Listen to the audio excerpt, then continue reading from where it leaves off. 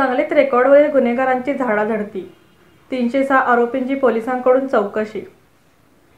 सांगली जिल्ह्यातील वाढत्या गुन्हेगारीला आळा बसावा यासाठी सांगली पोलिसांनी मोठी मोहीम राबवत रेकॉर्डवरील गुन्हेगारांची झाडाझडती केली। पोलीस अधीक्षक संदीप घुगे यांच्या मार्गदर्शनाखाली झालेल्या या कारवाईत एकूण 306 आरोपींची सखोल पडताळणी करण्यात आली।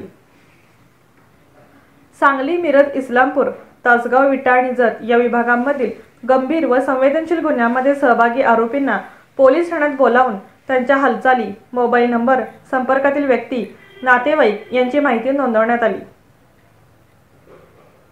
पोक्सो, खून, खुनाचा प्रयत्न, गंभीर दुखापत, घरफोडी, चोरी, मोबाईल स्नॅचिंग यांसारख्या गुन्ह्यांमध्ये सहभागी असलेल्या आरोपींची संपूर्ण चौकशी करण्यात आली।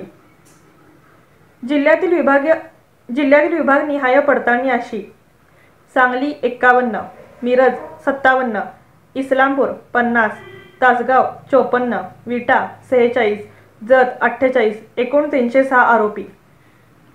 पोलीस अधीक्षक घुगे यांनी सांगितले की रेकॉर्डवरील आरोपी भविष्यात गुन्हे करू नयेत, तसेच गुन्हेगारीवर कडक नियंत्रण ठेवण्यासाठी ही मोहीम राबवण्यात आली। संशयित आरोपींच्या गुन्हेगारी प्रवृत्तीवर सतत लक्ष ठेवून गरज भासल्यास कठोर कारवाई केली जाईल असा इशाराही त्यांनी दिला।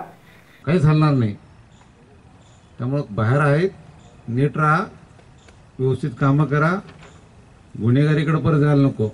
लक्षात येते का? हमालीकर चालतंय, कुठेही लेबर काम केलं चालतंय, पण इज्जतीनं 2 पैसे कमवून जगा, दुसऱ्याला त्रास देऊन जगण्याची गरज नाही। बाहेर काम करायला, रोजगाराला भरपूर काम आहेत, फालतू धंदे करण्याची गरज नाही। लक्षात येते का?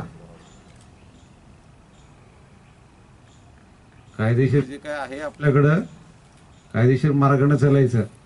लय तुमच्यावर अन्याय झाला, कुठं काही बोंब असेल, कोर्ट आहे, पोलीस आहेत, यंत्रणा आहे, स्वतःहून काय भानगडी करू नका। लक्षात येतंय? कुणी आपल्या हद्दीमध्ये करत असेल, लोकल पोलिसांना माहिती द्यायची, प्रामाणिकपणे माहिती द्या, ठीक आहे? तुम्ही परत विकायचा प्रयत्न करू नका।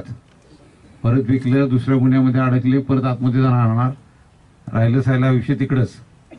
लक्षात आलंय?